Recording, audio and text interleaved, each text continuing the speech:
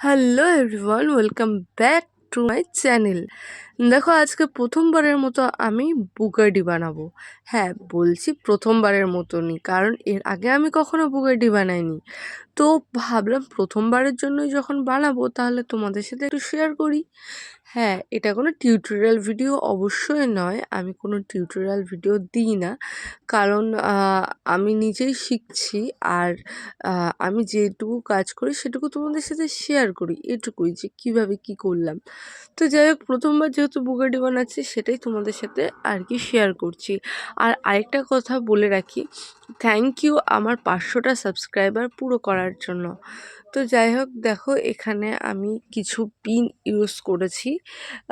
তো আইপিন আর head pin use করেছি। দেখো, প্রথমে হেডপিন যেটা ছিল সেটাকে প্রথমে আঠা দিয়ে চিপকিয়ে তার উপরে আর কি এরকম কিছু ক্লে ব্যবহার করেছি। একদম সামান্য পরিমাণে ক্লেটা নিতে হবে, যাতে কানের ওয়েটটা বেশি না হয়ে যায়। তো তারপরে এরকমভাবে পাউডার দিয়ে ভালোভাবে প্লেন করে দিতে হবে, যাতে কানে খসখসে ব্যাপারটা না লাগে।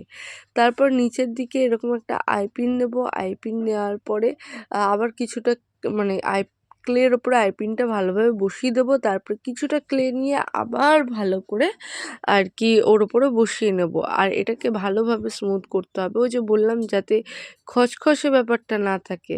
আর তার জন্য ইউজ করতে হবে পাউডার। হ্যাঁ, জলও ইউজ করা যায়, তবে জলের থেকে পাউডারটা বেশি ভালো আমার কাছে মনে হয়। তো যাই হোক, এখানে আবার কিছুটা গ্লু আর কি আটকে নিয়েছি, তার উপরে এরকম কিছুটা ক্লে দিয়ে দিয়েছি। হ্যাঁ, এবার দুটো প্রসেসেই আমি দেখিয়েছি। প্রথমে হেডপিন যেটা ছিল সেটাকে গ্লু দিয়ে চিপকে নিয়েছিলাম, আর এবার আগে ক্লে অ্যাটাচ করে তার উপরে আমি হেডপিনটা চিপকিয়েছিলাম।